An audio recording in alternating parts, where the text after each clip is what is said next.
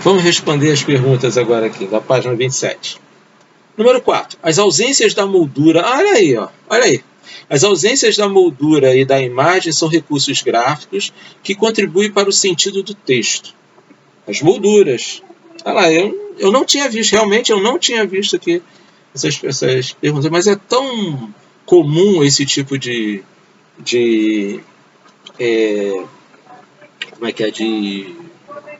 figura em prova, né, que a gente já até, né, conhece. A relação entre os recursos gráficos e a mensagem contida no terceiro quadrinho possui um sentido de: é irônico não fazer aquilo? É um reforço? É a negação? Ou é a contradição? É a negação. É aquilo que você não sabe. Então, é aquilo dali, olha, eu vou botar aqui porque eu estou negando, porque eu não sei do que se trata. Então, ali é uma negação. Então, a resposta é a letra C. Tá? Alguns podem achar que também pode ser contradição. Mas eu digo para vocês que a contradição é quando você fala uma coisa e é outra. Né? A contradição. Fala-se uma coisa, mas na verdade o significado é outro. Aqui você não tem isso. Aqui ele diz: você não veria nada. É o não e o nada. O não está no segundo também aqui, o não está aqui, então é a negação. Tá? 5. Da UERJ. No último quadrinho, formula-se uma analogia moral, né, quando se sugere que não é possível ver tudo o que acontece à frente dos olhos. Né? A partir dessa analogia, pode-se chegar à seguinte conclusão. Lembra que a gente falou aqui? Ele está falando em termos gerais que a vida acontece. Com ou sem você, a vida passa.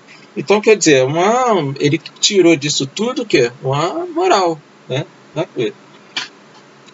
Então vamos lá, a partir dessa analogia pode-se chegar à seguinte conclusão: a verdade absoluta não existe, a existência não tem explicação, o homem não é o centro do mundo e o curso da vida não pode ser mudado. O que vocês pensam disso aí? A verdade absoluta não existe? A existência não tem explicação?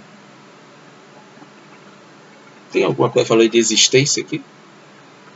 O homem não é o centro do mundo?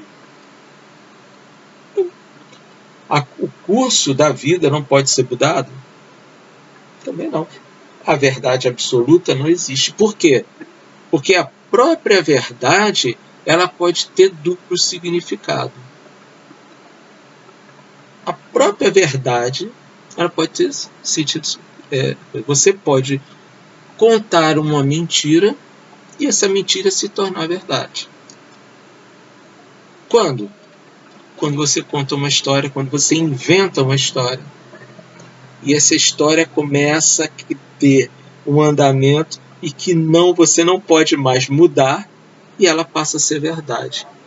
Para você, intimamente, você sabe que é mentira. Mas para os outros, começa a ter verdade. Quando você passa essa ideia para o papel, você está criando um outro sentido. Lembra quando aqui das crianças, no dicionário das crianças aqui, que cada palavra é aquilo que a criança acha, né, a definição de cada criança? Se você colocar a verdade absoluta na cabeça de todo mundo, cada um tem sua verdade. Por quê? Desenhe esse lápis preto. Aí manda todo mundo desenhar esse lápis preto. Cada um vai desenhar.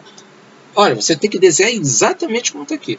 Por mais que você seja perfeito, o desenho não sairá do mesmo jeito do lápis. Porque a cor preta que foi utilizada aqui não é a mesma cor preta aqui do lado de fora do lápis. Ninguém tem essa fórmula aqui para pintar agora. Mas vai ser um lápis preto. Mas não vai ser o mesmo. Então a verdade dali não é a mesma daqui. Então, a verdade existe. É um lápis preto. Lápis preto, lápis preto. Mas ela não é absoluta. Por quê? Porque não é esse lápis que está sendo desenhado ali. A isso, gente, a gente chama de verossimilhança. Eu acho que nós falamos sobre isso, não falamos sobre a verossimilhança em alguma... Eu acho que foi em produção textual, não foi? Então, a verossimilhança é a representação do real. É um dos elementos que é mais utilizado em literatura. É você extrair de algo ao seu redor, do seu real, e colocar no lápis. Escrever. Colocar no lápis que eu falo é escrever. Escrever. Então, isso para aquela realidade dali que eu vi é diferente da realidade que o outro viu. Lembra do carro que eu falei? Houve um acidente de carro lá fora. Aí o camarada viu o acidente. Aí você chega na janela e olha, tem um carro de lá e outro de cá. Aí você chega à conclusão, esse carro daqui invadiu o espaço de lá, bateu lá e tudo. Mas o camarada que estava lá embaixo que viu, ele disse, não, a culpa foi desse. Aqui que o senhor está dizendo que está certo. Tudo bem. Aí eu chego lá num lugar, encontro teve um acidente lá em frente à tua casa. Foi isso que aconteceu. O cara que estava lá falou que aquele cara estava errado, ele bateu, o carro virou. Tá. Aí esse daí vai contar para um terceiro, vai dizer, não, que o cara estava lá, o carro bateu e capotou. Então o virou para ele, não é que ele rodou, é que ele virou, ele capotou. Né? Aí vai chegar lá no terceiro, daqui a pouco, gente, está dizendo que o cara conhecia o outro, como eu já ouvi essa história, né? Que sendo mentira, né? Conhecia o outro, mas ele estava dentro do carro, tinha uma pessoa que não era para ele estar, era uma mulher lá que não era para ele estar, tal. Quando ele viu, ele se assustou, bateu o carro, capotou, não sei o que. Olha a história como chega lá no final, né? Quer dizer, é a famosa o famoso conto, né? Quem conta um conto de um conto. Então você nunca conta o mesmo conto, você conta um conto de um conto. E esse conto vai contar um conto de um conto de um conto. E aí vai. Por isso que conta um conto. Né? Então, fazendo uma analogia, né, da frase emblemática, né, do conto. Né? Tá certo? Então, número 5 aí é a letra A. Número 6, o Hérgio. O personagem presente no último quadrinho é um ácaro. Viu? É um ácaro. Um ser microscópico. Suas falas têm relação direta com o seu tamanho. É verdade, né? Tem sim. No contexto, é possível compreender a imagem do personagem como uma metonímia. Essa metonímia representa algo que se define como... A metonímia é como se você tivesse é o que a gente chama, uma figura de linguagem, quer dizer, uma forma de denotação, né, de criar sentido diferente com o que se usa, né, que a gente diz que representa a parte pelo todo. Como, por exemplo, a chaleira está fervendo. Na verdade, não é a chaleira que está fervendo. Quem está fervendo é a água. Porque se a chaleira estivesse fervendo, ela estava derretido, tá certo? Então, isso daí é uma metonímia. Porque é a parte pelo todo. A chaleira é o todo, a água está dentro da chaleira que representa o todo. Por isso que é parte do todo. Tá certo? Então, aqui você vai ver. Vamos ver a fala dele aqui. Isso acontece todos os dias na frente dos seus olhos.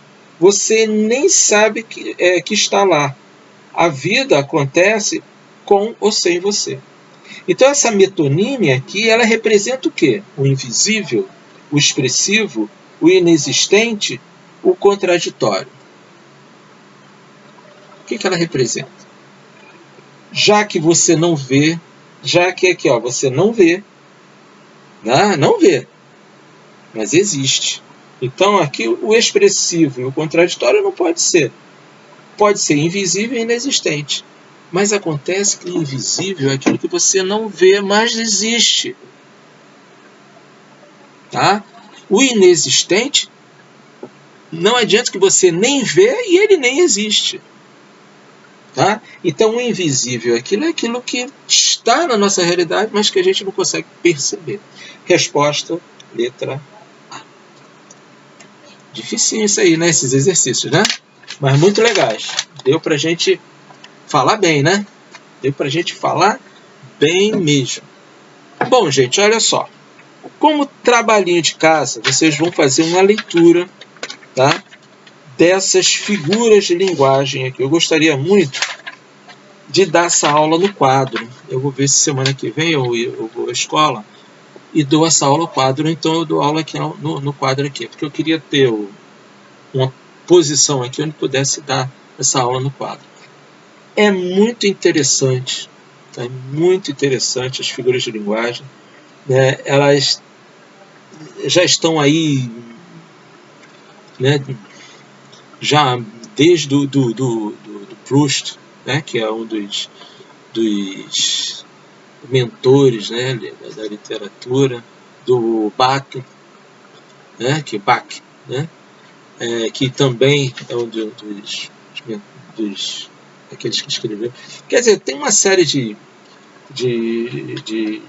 elementos aqui figurados que vocês vão poder ler e entender, tá? Então vocês vão ler da página 29, 30, 31, 32, 33. E 33, tá? Da 29 a 34. E vocês vão fazer os exercícios dessas páginas, tá bom? Na semana que vem, eu vou ver se eu dou essa aula e vou trazer outros exemplos, tá? Além da gente, tem alguns exercícios aqui que eu ainda não tive tempo de ver, né? Mas tem uns exercícios aqui muito legais, que é importante da gente ver, tá? Figura de linguagem já faz parte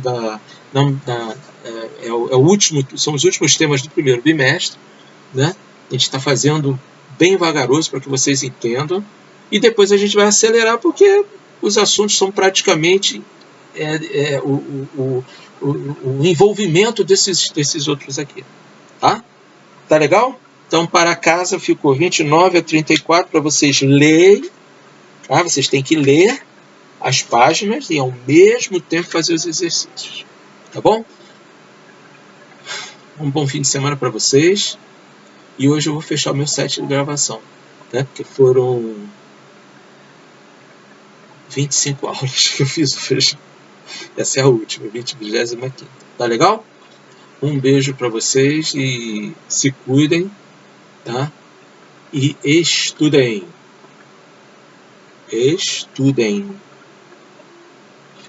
Tá? Valeu. Tchau, tchau.